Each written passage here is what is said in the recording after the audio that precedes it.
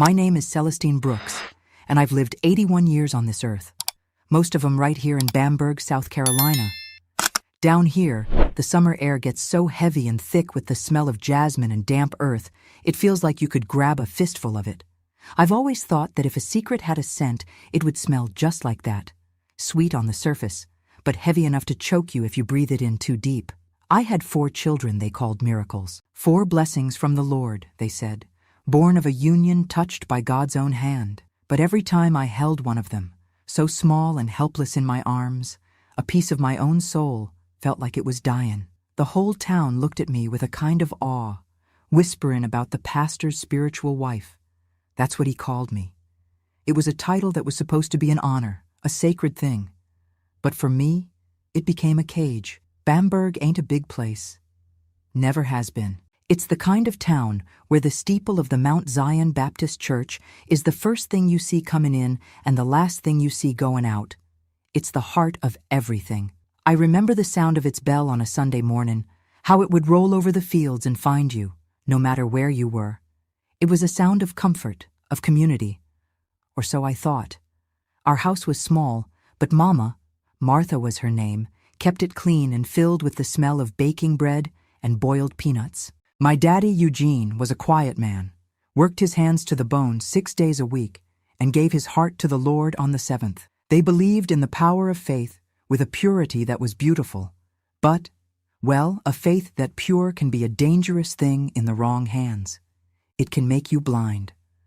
I remember sitting on our porch swing with Daddy on cool evenings, listening to the cicadas start their nightly sermon. He'd tell me stories, simple ones, about his own childhood. That was before the nights started feeling colder, even in the middle of July, before the pastor's shadow started falling across our doorstep. People in town saw me as this quiet, blessed girl, the one chosen for something special. They saw the public smiles, the downcast eyes in church, the way I carried myself with a kind of fragile dignity. They all thought they knew my story, the one Pastor Caldwell spun from the pulpit, but they only knew the version he wanted them to hear. The truth, the real story, was buried so deep inside me. I sometimes wonder how it didn't just crack my ribs and spill out onto the church floor. I've held it in for more than 60 years. A secret that started on a stormy night when I was just 15 years old. If this old woman's story has found a little corner in your heart, maybe you'll consider subscribing and staying a while. Follow along, and I'll tell you the rest. I'll tell you what really happened behind the closed doors of the parsonage and how I found my way out of the dark. You know, a person's life can change in a single heartbeat. One moment, you're on a path that seems as straight and clear as a country road in the morning sun, and the next, a storm rolls in and washes that whole road away. Looking back now, from the far side of 81 years, I sometimes wonder if that storm was a part of God's plan, or if it was just the work of a man who was real good at making his own desires sound like the word of the Lord. When you're 15, you don't know the difference. At 15, God is like your own grandpa, a comforting presence, a voice of love, someone who would never, ever let any real harm come to you. You trust what you're told. You believe in the goodness of the people who are meant to guide you. That's the most dangerous part of being a child. You don't yet know that the shepherds are sometimes the worst kind of wolves. The man who changed my path was Pastor Jeremiah Caldwell. He wasn't just the pastor of Mount Zion Baptist. He was Mount Zion Baptist. He was a big man, not so much in height, but in presence. When he stood at the pulpit, his voice filled up every corner of that sanctuary, deep and resonant like a church organ. It could soothe a crying baby or make a sinner tremble in the pews. His eyes, Lord, his eyes were the kind that made you feel seen. He'd look out over the congregation, and you'd swear he was looking right into your soul, finding all the little hidden fears and hopes you kept locked away. People said he had a direct line to the Almighty, that he wrestled with angels in his sleep and came back with messages for us all. And we believed him. My mama and daddy, they hung on his every word like it was gospel truth fallen straight from heaven. He was a pillar of our community, a man of God. And there ain't nothing more dangerous in this world than a holy man with unholy appetites.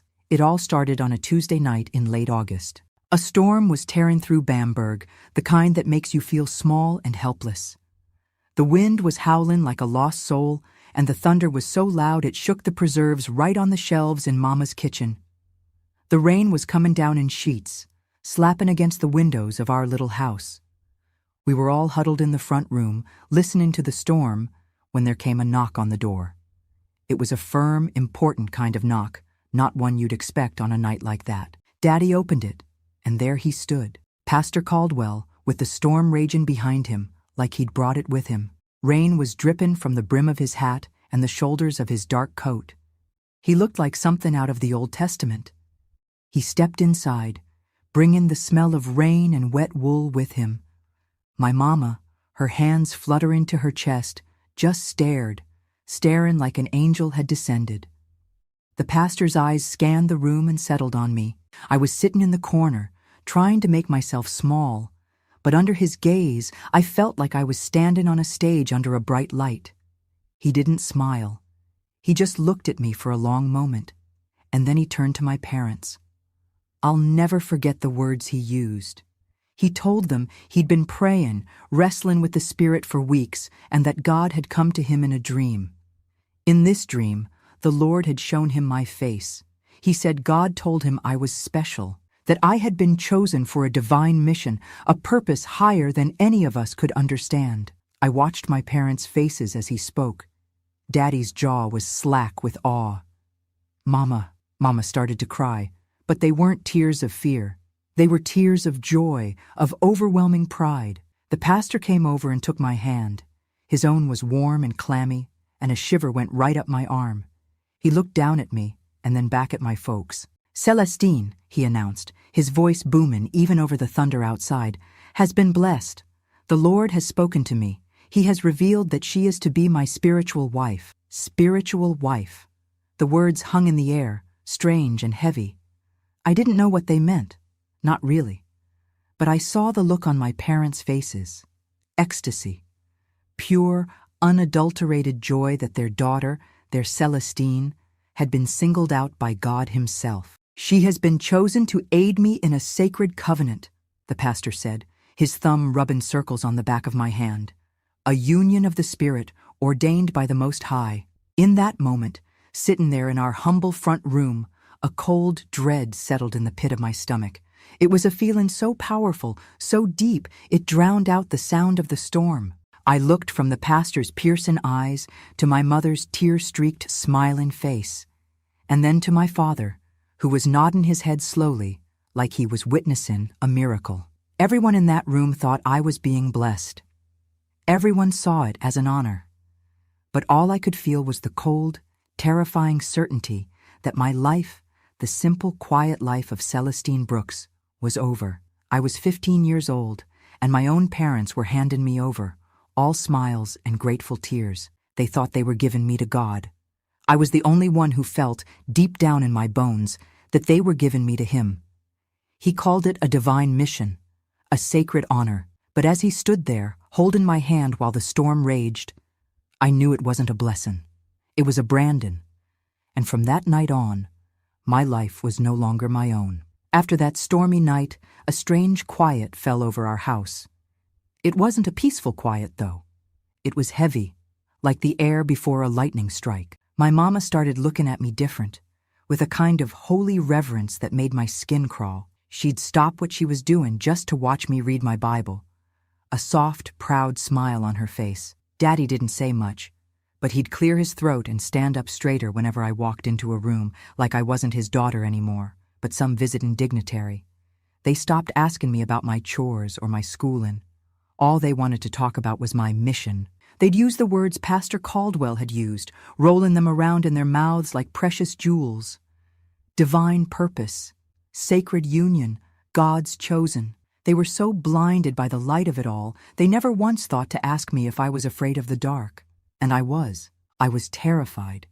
But it was a quiet, deep-down terror that had no words. How do you tell your own mama and daddy that the man they see as God's own mouthpiece makes a cold dread curl in your belly? How do you explain that his blessing feels like a curse? You don't. You swallow it down and it sits in your gut like a stone. So I started going to see him. Pastor Caldwell said it was for spiritual guidance, to prepare me for our holy covenant. We'd meet in his office at the church, a place I used to love. It always smelled of old paper from the books that lined his walls, and lemon polish from the heavy oak desk that stood between us like an altar. The afternoon sun would spill through the big stained glass window behind him, the one with Moses holding the commandments, and it would paint him in colors of deep blue and blood red. It made him look righteous, anointed. He never raised his voice. He was always gentle, his words smooth and sweet as honey. He'd take my hand. He was always taking my hand, and he'd read to me from the Bible. But he'd pick the strange parts, the stories of the prophets and their women, the verses about sacrifice and obedience. He'd twist them and turn them until they sounded like they were written just for us. He told me that our union was like Abraham and Hagar, a holy necessity for a divine purpose that common folks couldn't possibly understand. He said my youth and purity were a gift I was meant to lay at the Lord's feet, and he was just the vessel God had chosen to receive it. He praised my quietness, calling it a sign of a submissive spirit. He was so convincing. His voice was like a slow, warm river, and I could feel myself being carried away by the current. There were moments, sitting there on that stiff chair across from him, that a part of me, the scared 15-year-old girl, would try to scream. But another part, the part that had sung hymns every Sunday since I could talk, wanted so desperately to believe him. It was easier to think I was special than to accept the horrible truth, that this holy man was a liar, and that my own family was leading me to slaughter like a lamb. So I prayed. Lord, how I prayed. I'd get on my knees by my bed at night and I'd beg God for a sign, for some proof that this was truly his will. And when a bird sang outside my window the next morning, I'd tell myself, that's it.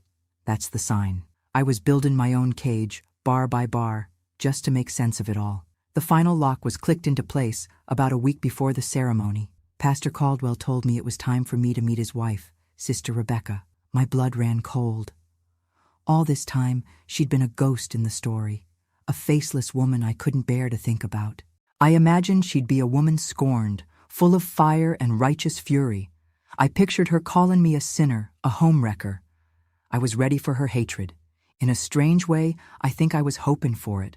Her anger would have been a relief.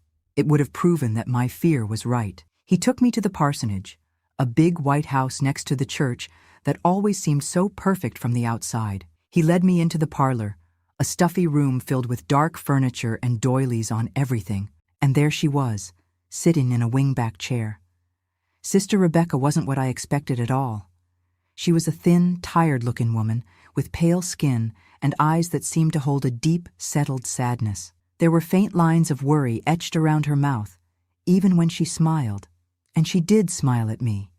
It was a practiced, gentle smile that didn't quite reach her weary eyes. The pastor stood behind her chair, a hand on her shoulder, like a proud king showing off his kingdom. Sister Rebecca stood up and walked toward me. She took both of my hands in hers. Her skin was cool and dry, like old paper. I braced myself, but she just looked at me, her gaze searching my face, and then her eyes filled with tears. "Celestine," she whispered, her voice fragile as a dried leaf. "Jeremiah has told me everything. He's told me about the Lord's vision for you." She squeezed my hands. "I just want you to know, I am honored. I am truly honored to share my husband with a servant of the Lord as pure as you." She said it with such conviction, such pious surrender, that all the air went out of my lungs. This wasn't the angry, betrayed wife I had prepared for. This was another believer, another follower. The one person on this earth who should have stood up and screamed "no" was instead blessing the whole affair. That was the moment my last bit of fight flickered out. If she, his wife, believed it, then who was I to doubt? My fear, my dread, my gut feeling that this was all terribly wrong? It must have been my own sin, my own pride getting in the way of God's plan. I left the parsonage that day in a daze, the world muted and blurry around me. The plans for the spiritual union moved forward. It was to be a small thing, held in a back room of the church on a Thursday afternoon. My mama sewed me a simple white dress, hummin' hymns of praise while her needle went in and out, in and out. She never saw the tears I was swallowin'. The day of the ceremony, I stood in my little room, holding that plain dress up to my body. I looked at my reflection in the wavy glass of my mirror and didn't recognize the girl staring back at me. She looked hollow, empty. Looking at that plain white dress, I realized there was no one left to fight, not even myself. Sister Rebecca's words had been the final lock on the cage. As I stood there, I told myself that if God's will felt this much like drowning, then I just had to learn how to breathe underwater. The ceremony, if you could call it that, happened on a Thursday. The air in that little back room of the church was thick and smelled of dust and old, forgotten things. It wasn't a wedding. There was no joy, no music, just the low, solemn drone of Pastor Caldwell's voice as he recited scriptures I didn't recognize. My mama and daddy were there, their faces shining with a kind of tearful pride that broke my heart all over again. The deacons stood with their hands clasped, their expressions stern and pious. And Sister Rebecca, she stood by my side, and when the pastor declared us spiritually bound, she placed a trembling, cool hand on my arm and whispered, "Welcome to the family, dear." It felt like the closing of a tomb. That afternoon, I moved into the parsonage. I wasn't to be in the main house, of course. My place was a small, damp room off the back of the kitchen, what they called the annex. It had a narrow bed, a single window that looked out onto a brick wall, and a constant smell of mildew and lye soap. There was a Bible on the nightstand, always open to the Psalms, as if to remind me that even in this little cell, God was watching. My life fell into a strange, silent rhythm. During the day, I was a ghost in that house. I'd help Sister Rebecca with the canning or the mending, and we'd work for hours without speaking a word. There was a gulf between us, an understanding that was too terrible to ever be spoken aloud. We were two planets orbiting the same sun, keeping to our own paths, never colliding. I'd go to church on Sundays and sit in the front pew, a living symbol of the pastor's power. I learned how to keep my eyes downcast, how to wear a look of serene humility.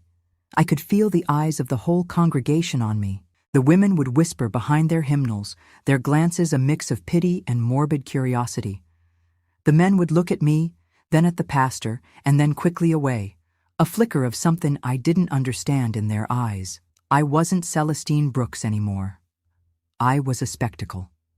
A secret everyone knew, but no one dared to name. The nights were the hardest. Those were his times. He would come to my little room after Sister Rebecca was asleep. He never called it what it was. He'd say he was there to pray with me, to strengthen our spiritual bond. He'd sit on the edge of my bed, his big frame making the whole thing sag, and he'd talk in that low, hypnotic voice.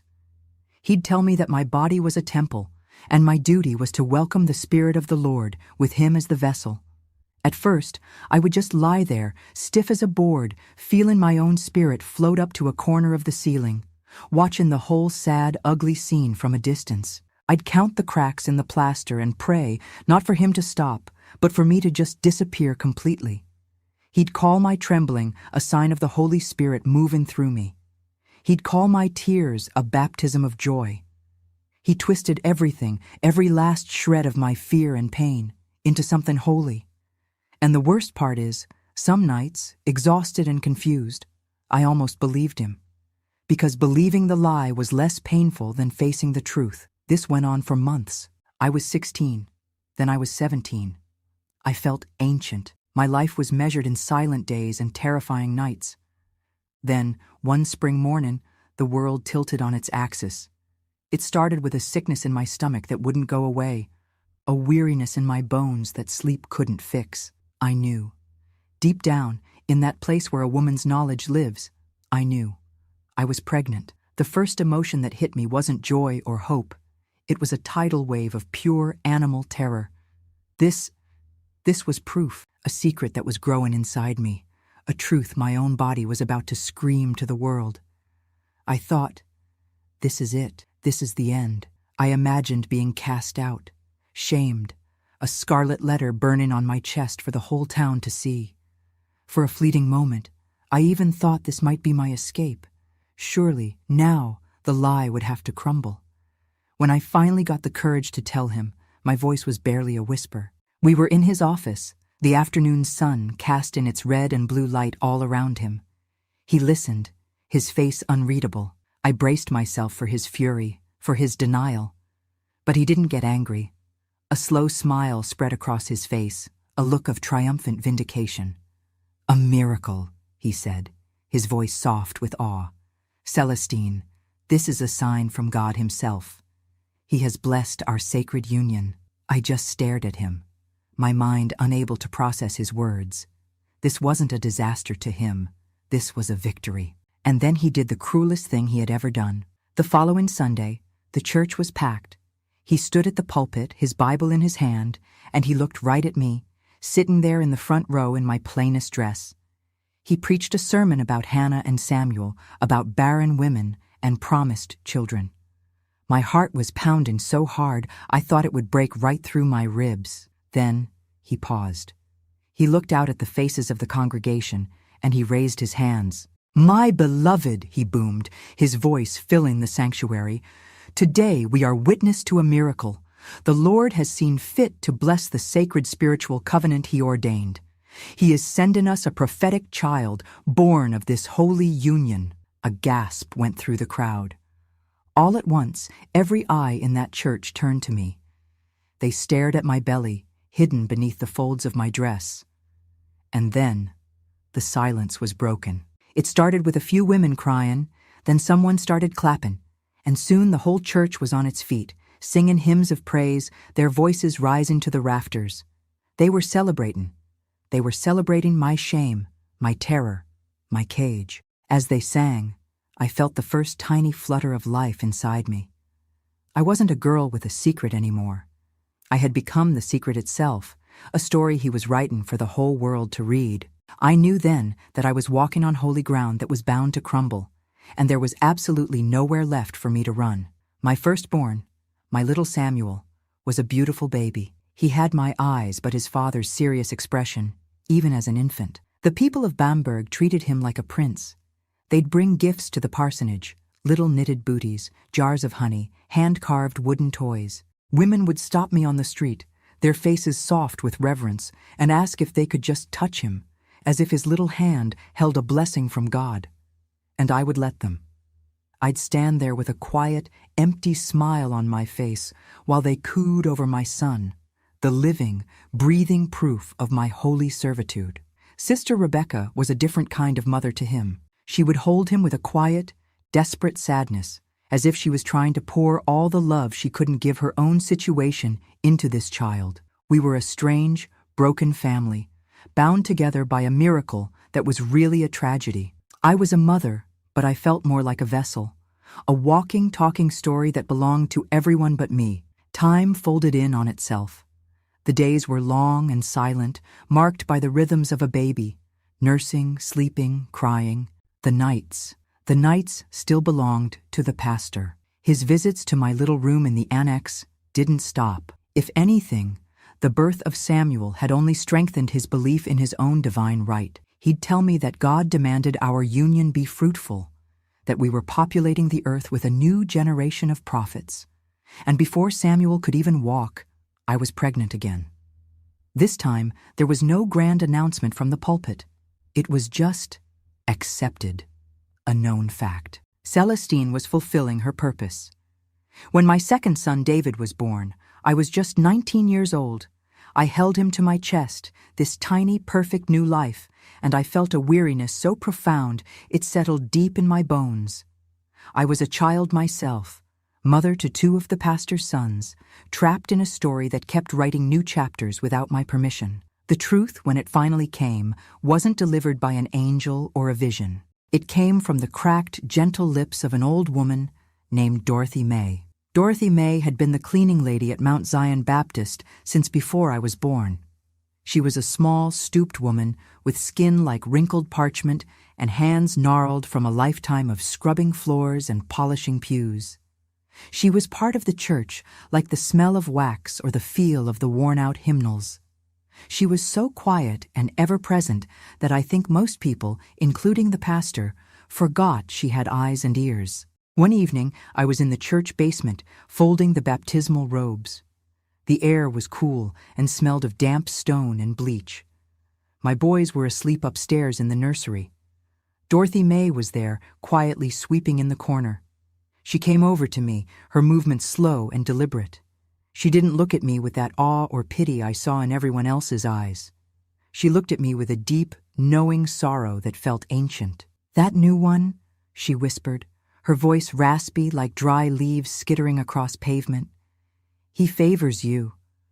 I just nodded, keeping my eyes on the white cloth in my hands. She leaned in closer, and the smell of peppermint was on her breath. "You're a good mama, child. You love them babies, but you gotta be careful." A chill went through me. I looked up at her, and her dark eyes were filled with a warning. "He told you were special, didn't he?" she murmured, her gaze darting toward the stairs. "That God chose you?" I just stared at her, my heart beginning to thump a slow, heavy rhythm against my ribs. "Child," she said, her voice dropping so low I could barely hear it. "Listen to me. Before you, there was another, and another before her. I've been here a long time. I've seen things." The white robe slipped from my hands onto the dusty floor. She told me there had been 5 others. 5 other spiritual wives over the years. Young girls, just like me. She whispered their stories like a prayer for the dead. She told me about a girl whose family suddenly packed up and moved to Georgia in the middle of the night. Their house left empty, without a single goodbye. She told me about another who was sent away on a mission to some far-off state. A girl who used to write to her mother every week until the letters just stopped. My hands started to tremble. The whole basement seemed to tilt, the shelves of cleaning supplies blurring at the edges. And then she told me the last story, the one that shattered my world into a million tiny pieces. "There was one," she whispered, her own voice thick with an old pain. "Her name was Sarah Ellen, a sweet girl with hair like spun gold. The pastor told everyone the same thing, that she was chosen. She had a baby by him, but she was so young, so small. She died right in childbirth. She was only 18. 18. The word hung in the damp air between us. 18. Sarah Ellen. A name, a real girl, a girl who had died living the same blessed life I was living. I wasn't special. I wasn't chosen. I wasn't part of some grand divine plan. I was just the next one on the list. The cold dread that had lived in my stomach for years suddenly had a name: Sarah Ellen. The pastor wasn't a vessel of God. He was a predator, a monster who collected girls, used them up, and discarded them. Some he sent away. One he had left to die. This whole time, the town had been watching a play, but only Dorothy May and the ghosts of 5 other girls knew the final act. If my story is teaching you anything, I hope you'll subscribe, because understanding the truth is the first step to surviving it. The names of those girls echoed in my head, a silent roll call of ghosts. I looked at my own 2 babies sleeping in their cradle when I got back to my room, and for the first time, I didn't see miracles. I saw a pattern, and I knew, with a certainty that froze my soul, that I was just one more lamb in a line for the slaughter. My special mission from God was a lie. The truth was, I was living in a graveyard, and the pastor was still digging graves. After Dorothy May whispered those names to me in the church basement, the world went sharp and terrible. It was like I'd been living my life underwater, everything blurry and muted, and suddenly my head had broken the surface. I could finally breathe, but the air was so cold it burned my lungs. The name Sarah Ellen became a stone in my shoe, a constant painful reminder with every step I took. I looked at my 2 little boys, Samuel and David, sleeping in their shared cradle, and a new kind of love washed over me. It was fierce and sharp-edged, a mother bear's love, filled with the terrifying knowledge of what I had to protect them from. Their father wasn't just a liar, he was a collector of souls, and I was afraid he had already laid claim to theirs. My life in the parsonage became a performance. Every smile I gave the pastor was an act of treason against my own heart. Every time he touched me in that little room in the annex, I would picture Sarah Ellen's ghost standing in the corner, watching me. His words, which once had the power to confuse and console me, now sounded like nails being hammered into a coffin. He'd read the Bible to me, his voice smooth and righteous, and all I could hear were the lies. He'd talk about God's grand design, and I would think about the girls he'd sent away, the lives he'd erased. The tension inside me was a constant, high-pitched scream that no one else could hear. I had to be meeker than ever, more obedient, more pious. I learned that when you're living with a monster, the most important thing is to never, ever let him know you can see his claws. I got pregnant again. It was almost a relief when I found out, because the not knowing, the waiting for the other shoe to drop, was its own kind of torture. At least this was a familiar path. By the time my daughter, Leah, was born, I was 21 years old, 3 children. I had outlasted Sarah Ellen. The thought brought me no comfort, only a chilling sense of borrowed time. Holding my baby girl, so tiny and new, I felt a resolve hardening in my soul. It wasn't a plan, not yet. It was just a cold, hard certainty that I would not let her life be a repeat of mine. I would not let the pastor's shadow fall over her future. The town saw me as a blessed vessel, a fruitful branch of the pastor's holy tree. They had no idea I was really a prisoner, counting the minutes, searching for a crack in the wall of my cell. The crack appeared on a hot, still afternoon when Leah was just a few months old. The pastor was out, visiting a sick member of the congregation, performing his duties as a shepherd, while the wolves ran free in his own home. The air in the kitchen was thick and suffocating, the silence broken only by the buzzing of a fly against the window pane. I was sitting at the table, just staring at the wall, feeling the weight of everything pressed down on me. Sister Rebecca was there, churning butter, the rhythmic thump, thump, thump of the dasher, the only heartbeat in the room. I suppose she saw something in my face, a bleakness that I couldn't hide anymore. She stopped her work. The silence that fell was heavy and absolute.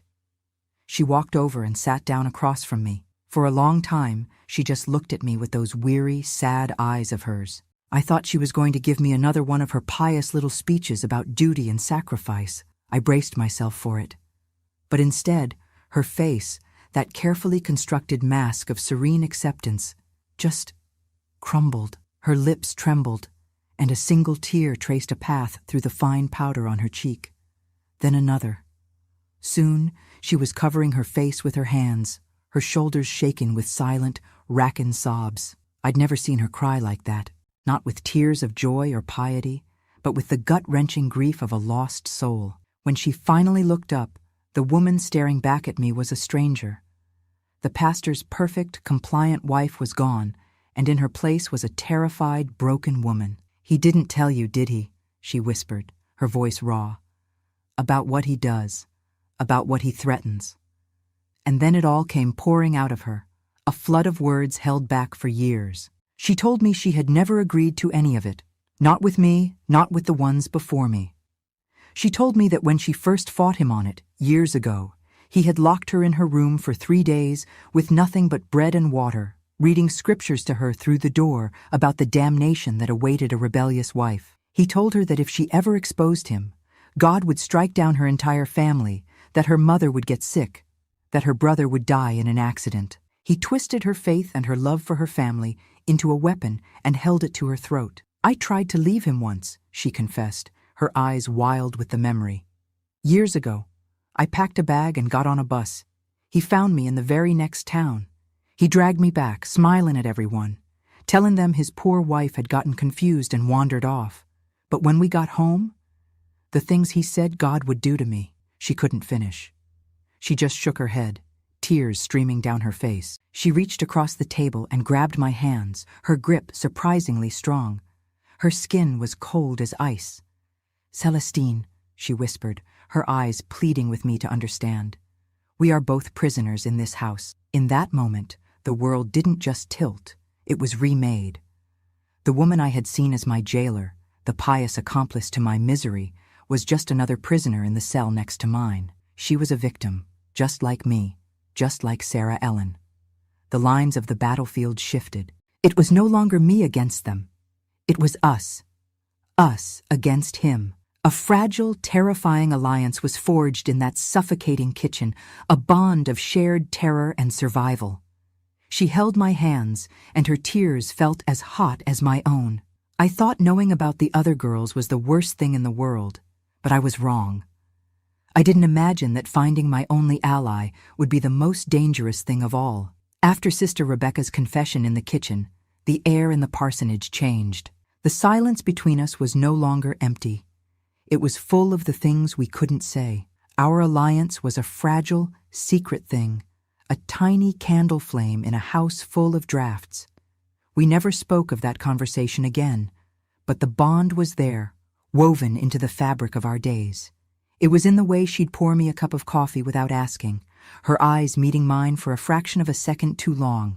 It was in the way I'd find a warm, folded blanket at the foot of my bed in the annex on a cold night. It was in the shared, knowing glances we'd exchange over the heads of my children as they played on the floor. A silent acknowledgement of the precious, terrible secret we both kept. For the first time in years, I wasn't entirely alone in my fear. And that small taste of solidarity, as dangerous as it was, felt like breathing after being held underwater. We found small, stolen moments of peace. On warm afternoons, while the pastor was away on his pastoral visits and my 3 little ones were napping, we'd sit on the back porch steps, hidden from the street. We'd shell peas into a large metal bowl, the rhythmic plink, plink, plink, a comfort in sound. In those quiet minutes, the years would fall away from her face, and she'd tell me about her life before. She'd talk about her dream of being a school teacher, the way she loved to read poetry, the plans she'd had. She spoke of a girl I'd never known, a girl who hadn't yet learned that a man's love could be a cage. I'd listen, and I'd see my own lost dreams reflected in her sad eyes. These weren't conversations about escape. We never dared to speak that word. They were just testimony.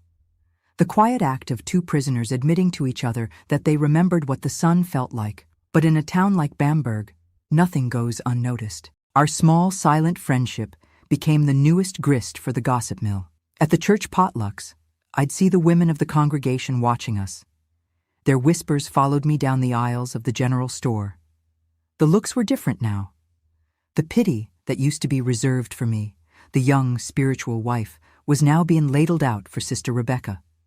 I'd hear snippets of it carried on the breeze. Poor Sister Rebecca. She looks so worn out. That Celestine girl is spending more and more time with her.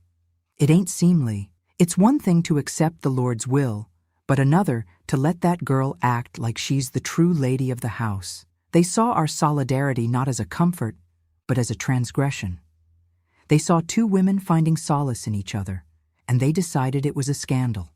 The pastor, of course, heard the whispers too. In fact, looking back, I'm sure he was the one conducting the whole choir. One evening, he called us both into his office. The air was cold, even though it was summer, and the smell of his lemon polish and old books suddenly felt cloying, suffocating. He sat behind his big oak desk, the stained glass light painting him in the colors of a vengeful god. He didn't look angry. He looked disappointed, which was so much worse. He folded his large hands on his Bible. "Ladies," he began, his voice full of a deep, sorrowful concern. "I have been hearing things, murmurs among the flock." He looked at Rebecca. "They are worried about you, my dear.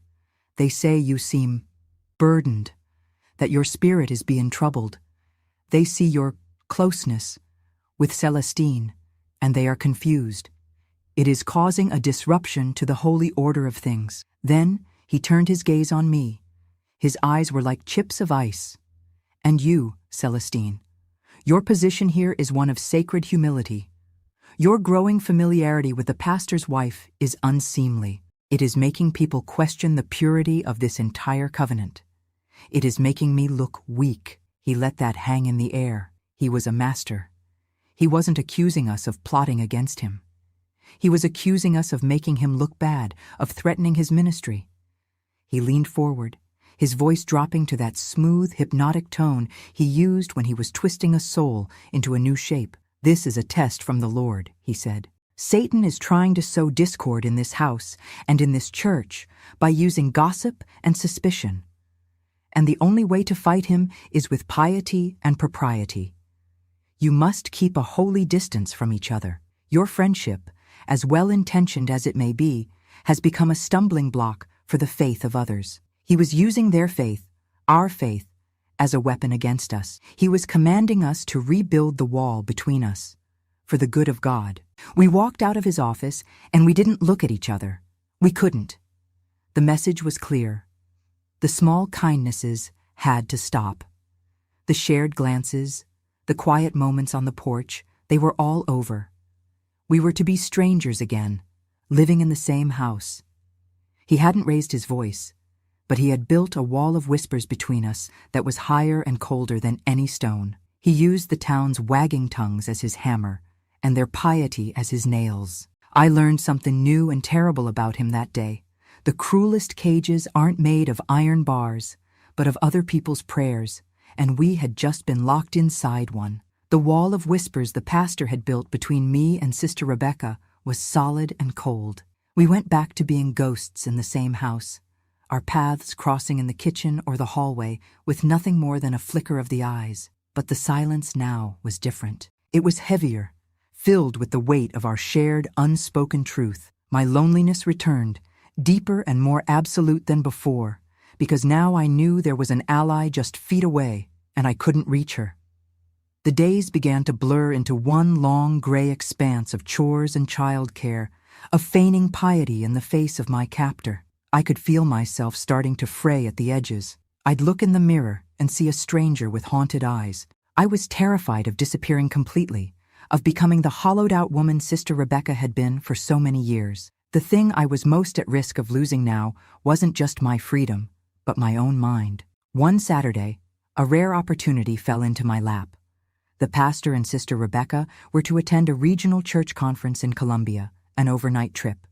It was the first time I would be truly alone in the parsonage since my arrival. He gave me a list of chores to complete in his absence, and at the top of the list, in his neat, authoritative script, were the words, "Thoroughly dust and organize my office." His office, the room I avoided at all costs, the place where my life had been redefined in shades of stained glass and false scripture.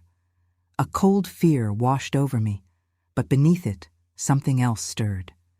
A desperate, dangerous curiosity. For years, I had been the subject of his story. For one day, I needed to see the author's notes. I needed to understand the architecture of my own prison. After they left, the house was eerily quiet. I fed the children their lunch and put them down for their naps, my heart thumping with a nervous rhythm. Then I walked to his office. The door was unlocked. I stepped inside, and the familiar smell of old books and lemon polish seemed to wrap around me, threatening to choke me. I started to dust, my hands trembling as I moved his papers, his books, his perfectly aligned pens. My eyes kept drifting to the heavy oak desk. It was his throne, the source of his power. On a whim, I pulled at the top drawer. It slid open easily, just church bulletins and stationery. I tried the second, the same. Then I tried the wide, shallow drawer in the center, right where his Bible usually lay. It was locked. A jolt went through me. A locked drawer. My breath caught in my throat. I scanned the room, my eyes darting everywhere. On a small silver dish on his bookshelf, among some stray coins and paper clips, lay a small, ornate brass key. It looked like a key for a diary. My hand moved before my mind could stop it. I snatched the key, my palm sweating as I returned to the desk. With a click that sounded as loud as a gunshot in the silent house, the lock turned. I pulled the drawer open. Inside, there was no money, no scandalous letters. It was worse. There was a small, black, leather-bound ledger, the kind a shopkeeper might use.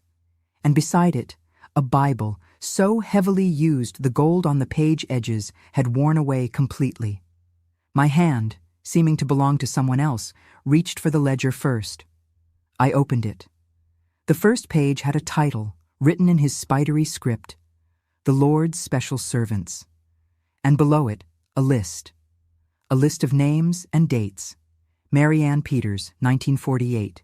Elizabeth Grace Collier, 1951. And then, a name that made all the air leave my body. Sarah Ellen Foster, 1953. Beside each name was a chillingly brief note. Beside Mary Ann's, family relocated to Georgia, mission complete. Beside Elizabeth's, sent to serve in Tennessee ministry, obedient. And beside Sarah Ellen's, the words that made me want to be sick right there on the polished floor. Lost in childbirth, the Lord's will. I flipped the page with a shaking finger, and there it was. Celestine Brooks, 1957. And his note? A quiet spirit. Very promising. Parents are devout and cooperative. I was just a project. A name in a book of broken girls. The special mission was a process, a system. I felt a cold, horrifying clarity wash over me. Then I picked up the Bible. It fell open to a well-worn page in the Old Testament. The verses he had used on me, on my parents, were all underlined. But in the margins, in his own handwriting, were his tactical, soul-destroying notes. Next to a verse about a wife's submission, he'd written, "Effective for countering wifely jealousy." Next to a story about a prophet's concubine, he'd scribbled, "Use for the initial conversation with the parents. Emphasizes divine precedent." It wasn't twisted faith. It was a playbook. A cold, calculated recipe for breaking souls. I put the Bible down, my hands now steady. The fear was still there, but it had been burned clean of all confusion. I was no longer a confused girl wrestling with God's will. I was a victim of a meticulous predator, and I was holding the evidence in my hands. I carefully placed the ledger and the Bible back in the drawer, turned the key in the lock, and wiped my fingerprints from the brass handle with the edge of my apron. I had gone in there looking for an answer, for some way to understand the man who had ruined my life. But what I found was so much worse than a monster. I found a blueprint, a cold, calculated recipe for breaking girls, and my name was just the latest ingredient. The secret I now held wasn't just my story anymore. It was a testament of the dead and the disappeared. And it was heavy enough to get us all killed. The sound of the pastor's Ford crunching on the gravel driveway was the sound of my brief, terrifying freedom coming to an end. I stood in the kitchen, my hands gripping the edge of the sink, and took a deep breath, schooling my face into the same placid, humble mask I wore every day. But on the inside, everything was screaming. The knowledge of that little black book, his methodical ledger of ruined lives, was a live thing, a frantic bird beating its wings against my ribs. When he walked in, smiling his benevolent, pastoral smile, it took every ounce of my will not to recoil. Every word he spoke that evening felt like a lie coated in honey. When he said grace over our simple dinner, thanking the Lord for his two families, spiritual and worldly, I had to stare down at my plate to keep him from seeing the raw hatred in my eyes. I felt like a spy, a traitor in my own life, gathering intelligence for a war no one else knew was being fought. The days that followed were the most tense of my life. The air in the parsonage was thick with unspoken things, a silence so loud it hurt my ears. My secret knowledge changed how I saw everything. I watched him now, not as a confused and frightened girl, but as a student of my enemy. I saw the way he'd subtly turn a conversation back to himself, the way he'd use a gentle touch on someone's arm to assert his power, the way his eyes would glaze over with a chilling emptiness even when he was smiling. I watched Sister Rebecca, too, and saw her with a new, heartbreaking clarity. I saw the tiny, almost imperceptible flinch when he entered a room, the way she'd hold her breath until he passed by, the practiced way she steered conversations away from anything that might upset him. We were two mice living in a house with a very patient cat, and now I knew exactly where he kept his claws. The urge to tell her what I'd found was a constant, physical ache, but I couldn't. The wall of whispers was still there, and I knew if he suspected we were communicating, he'd find a way to punish her for it. The fear of imminent discovery was a poison I swallowed every morning. The tension finally broke in a place I never expected. About a month after I found the ledger, Sister Rebecca seemed to be in a listless, melancholy fog.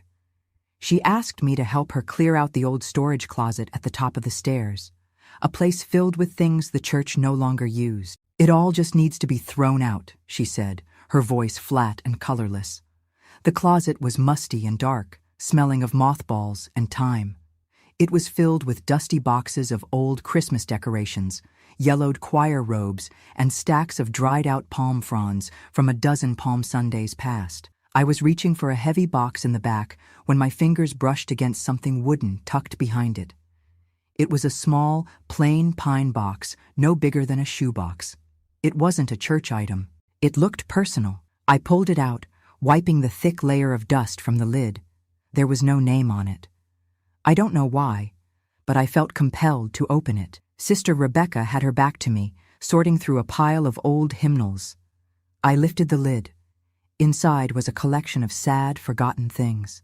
A tarnished silver locket with the engraving worn smooth, a dried, pressed flower that crumbled to dust at my touch, and at the bottom, a small, faded children's primer, the kind used to teach the alphabet. It felt strangely heavy. I picked it up, and as I did, a single folded piece of paper slipped from between its pages and fluttered onto the floor. I quickly snatched it up before Rebecca could turn around. My heart was hammering. I unfolded the paper. It was yellowed with age, and the ink was faded, but the handwriting was clear. It was a letter, written in the careful, looping script of a young girl. It began, "Dearest Clara." My blood ran cold. I knew, with a certainty that defied all logic, who had written this. I read the words, and a voice from the grave began to speak. She wrote of being lonely, of missing her sister. She wrote of the pastor, of his nightly prayers, and then I read the lines that changed everything. He thinks I am a foolish girl, but I am not. I watch him. He keeps a little black book locked in the big drawer of his desk. I saw him do it. He writes our names in it, Clara. I saw my own name. He calls us his special servants, but I think we are just a list of names in his book. If anything bad happens to me, if I don't get out of this house, I need you to tell someone. Please don't forget. Tell them to look for the book. It was signed simply, "Your loving sister, Sarah Ellen." The letter trembled in my hand. It was a voice from the grave, a prayer that had been left unanswered for years. Sarah Ellen. She hadn't just been a passive victim. She had been a witness. She knew. She had tried to sound the alarm, and with this faded piece of paper, she had just passed the duty of testifying on to me. My fear, which had been a wild, frantic thing, suddenly became focused. It was no longer just about saving myself. It was about answering the plea of a dead girl who had died trying to do the same thing. The weight of that little black book in his desk suddenly felt 10 times heavier. It wasn't just a secret I had to keep anymore. It was a story I had to tell. But I knew that telling a story like that in a town like Bamberg, a town that worshipped the man who wrote it, wasn't just dangerous. It was a death sentence. The weight of Sarah Ellen's letter was a physical thing. I sewed it, along with the few precious dollars I'd managed to skim from the housekeeping money over the years, into the hem of my oldest, plainest dress. It became my secret armor, a constant reminder of the promise I now carried. My fear didn't go away, but it changed. It became a cold, hard thing in the pit of my stomach, a stone of purpose. I started watching, waiting, not even knowing what I was waiting for. I just knew that the time for quiet suffering was over. My life had become a long, slow prayer for an opportunity, a crack in the wall just wide enough for me and my children to slip through. Every day was a performance, every submissive nod a lie, every moment of silence a rehearsal for a future I couldn't yet see. In the middle of this silent internal war, I realized I was pregnant again. My 4th child. Another soul tied to this man, another reason I couldn't fail. The news settled not with terror, but with a grim, urgent resolve. The timeline had been shortened. My body was a clock, ticking down the months until another baby would be in my arms, another life I'd be responsible for saving.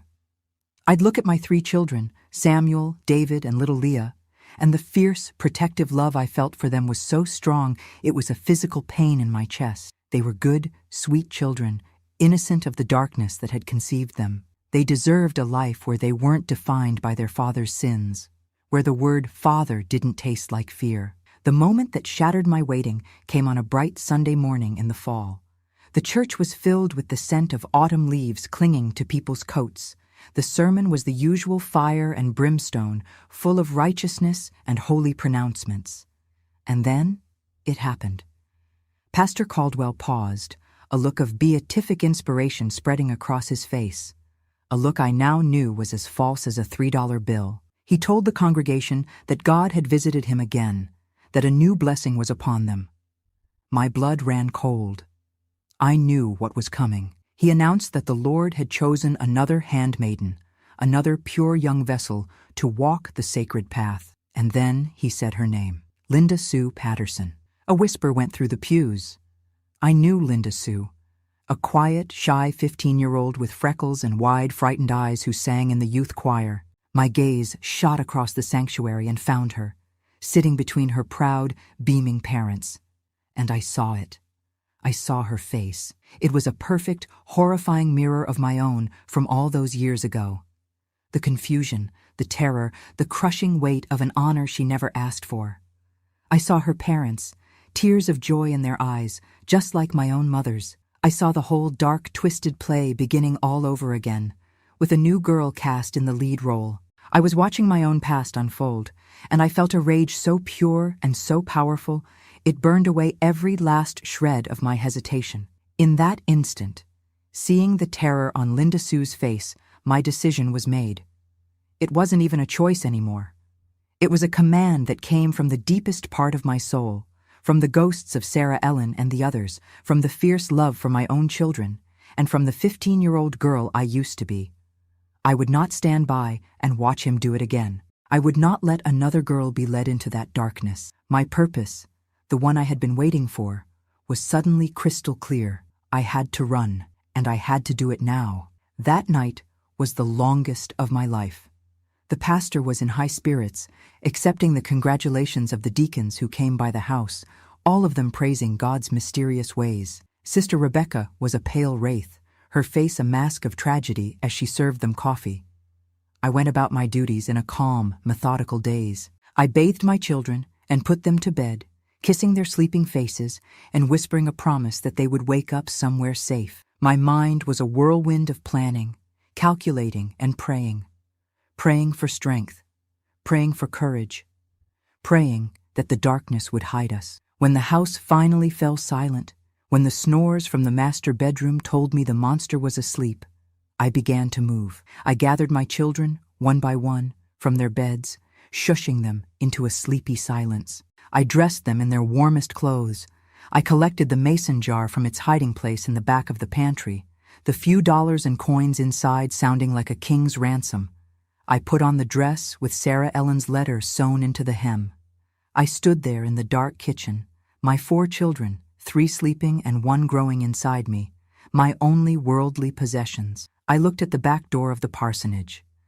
The world I knew, a world of pain and fear, was inside this house. A world I didn't know, full of dangers I couldn't even imagine, was on the other side. Both seemed ready to swallow me whole, but I knew I couldn't save the girls in the past.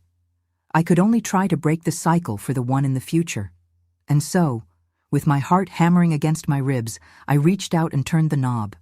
Turning that doorknob was the loudest sound I'd ever heard. In the dead quiet of the parsonage, it felt like a gunshot, a betrayal of the silence that had kept me alive for so long. The cold night air rushed in, smelling of damp earth and freedom, and for a second, I froze. This was it, the point of no return. With my youngest, Leah, asleep on my shoulder, and my 2 boys, Samuel and David, clutching my skirt with sleepy, confused hands, I slipped out into the darkness.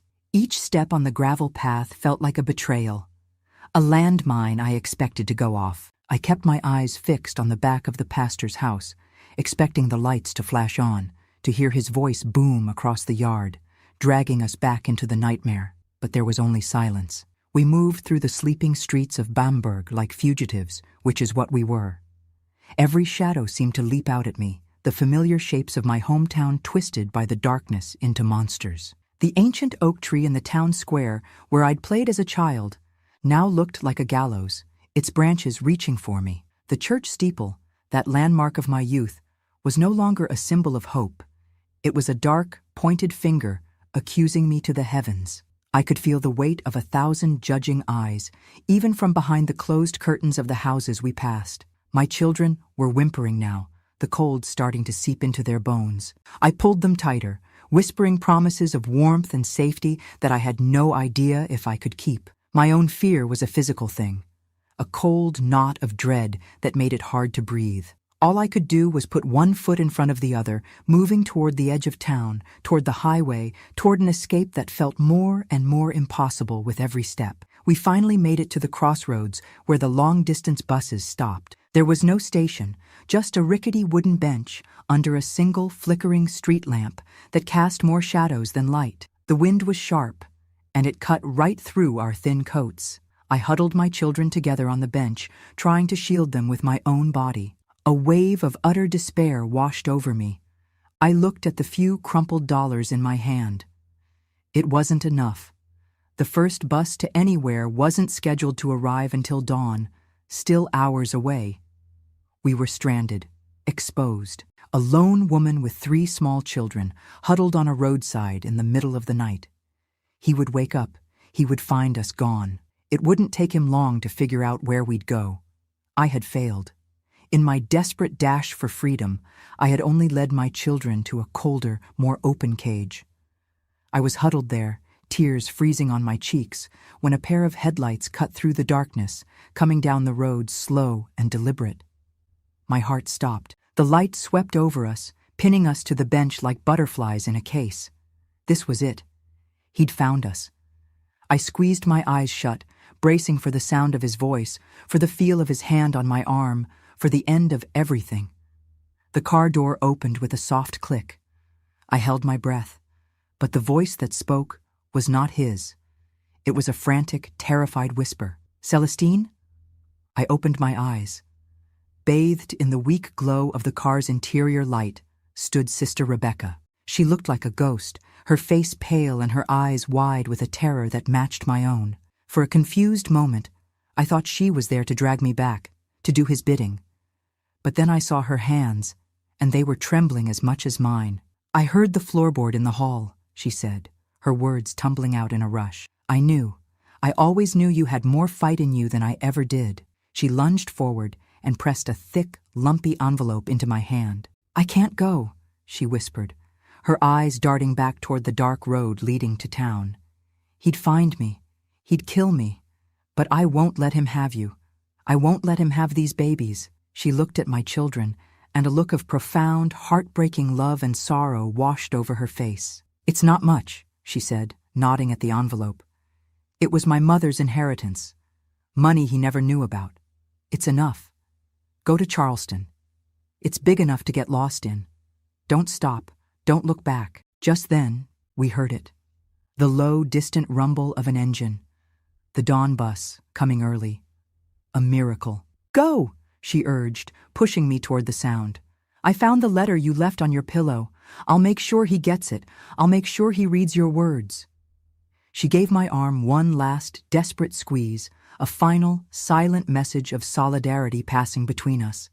Then she turned, ran back to her car, and disappeared into the night. The bus pulled up, its air brakes hissing like a great, tired beast. I didn't hesitate. I pushed my sleepy children up the steps, paid the driver with the money from Rebecca's envelope, and collapsed into a seat in the back. The doors folded shut, sealing us in.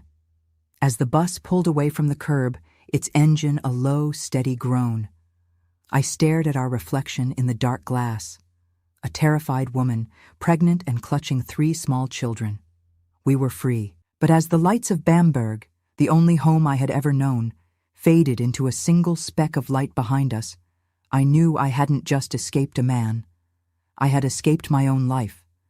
I thought that escape was the end of the story, but I was about to find out it was just the beginning of the war. Life in Charleston was hard, but it was a good kind of hard. It was the honest ache of a long day's work, not the soul-deep exhaustion of living a lie. My 4th child, a beautiful girl I named Hope, was born in a small charity hospital, and she was the first of my babies I could welcome into the world with a heart free of fear. We lived in a tiny 2-room apartment in a noisy part of the city, and I scrubbed floors and washed dishes until my hands were raw, but we were free. My children could laugh out loud. They could run in the park. They could be children, without the weight of a dark secret shadowing their every move. For the first time, I felt like a real mother. The fear of being found never truly left me. It was a low hum beneath the surface of my days. But for the first time in my life, the future was a blank page, and as terrifying as that was, it was also a profound gift. I had escaped the story he was writing for me, and now I could finally start my own. For years I heard nothing from Bamberg. I cut all ties, melted into the anonymity of the city, and built a new life from the ground up. The past was a locked room I never visited. Then, nearly 5 years after my escape, a letter arrived. It was addressed to me in unfamiliar handwriting, forwarded from the women's shelter where I had first stayed. My hands trembled as I opened it. The letter wasn't from anyone I knew. It was from a woman named Clara, Sarah Ellen's older sister. She wrote that she had gotten my name from a social worker who had helped one of the other women. And then she told me everything. My escape, she said, had been like a stone thrown into a still, dark pond.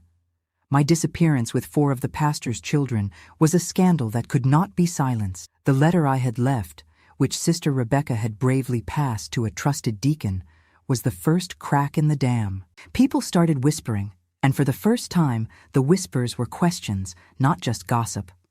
Dorothy May, the elderly cleaning woman, finally told her story to that same deacon, giving him the names of the other girls. Then, spurred on by my act, one of the women who had been sent away years ago found the courage to come back. She had a family of her own now, and she came back to Bamberg and told the truth about why she had been forced to leave. Her testimony encouraged another to speak out. The final stone that caused the avalanche was Linda Sue Patterson. Her parents, horrified by the stories that were now circling the town and seeing the proof of my empty room in the parsonage, snatched their daughter back from the pastor's guidance. They went straight to the state police. An official investigation was opened. They searched the church, the parsonage, and, Clara wrote, they found it. They found his office, his desk, and inside a locked drawer, they found a small, black, leather-bound ledger. My ledger. Sarah Ellen's ledger. His whole horrific system laid bare in his own meticulous handwriting. He was arrested. Clara wrote that the trial tore Bamberg apart. But the truth, as ugly as it was, came out. He was convicted and sentenced to life in prison. He died there 15 years ago, a forgotten old man. Sister Rebecca, Clara said, sold the parsonage, gave the money to the church, and left town the day after he was sentenced. No one ever heard from her again. She had found her own quiet way to be free. Linda Sue went on to college and became a teacher, the very thing Rebecca had once dreamed of being. The cycle was broken. Reading that letter, I sat down on the floor of my little apartment and I cried.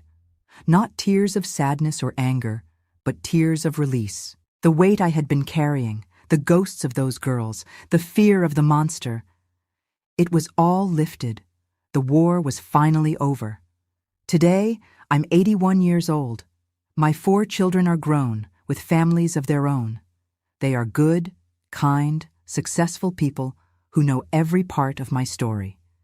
They know the darkness they came from, but they chose to live in the light. For decades, I've used my experience to help other women, to create small, safe places for those running from the kind of abuse that cloaks itself in the Word of God. I learned that the most dangerous predators are the ones who use faith as a mask, and that the greatest weapon against them is a single voice brave enough to tell the truth. Sometimes, I still feel a twinge of guilt for the years I lost, for the time it took me to see the truth. But then I look at my children, at my grandchildren, and I understand. I was just a child, manipulated by a man who should have protected me. God, the real God, the one I talk to in the quiet of my own heart. He doesn't choose children to be abused. He chooses survivors to be warriors. This is how a life that was meant to be a secret became a testimony. If my story has moved you, find the courage to speak your own truth, or to be a safe harbor for someone else to speak theirs, because every voice matters in the fight against the dark. I'm still here, and I want to know what you think. And tell me, what city are you watching this from? I'd love to know where my words are reaching.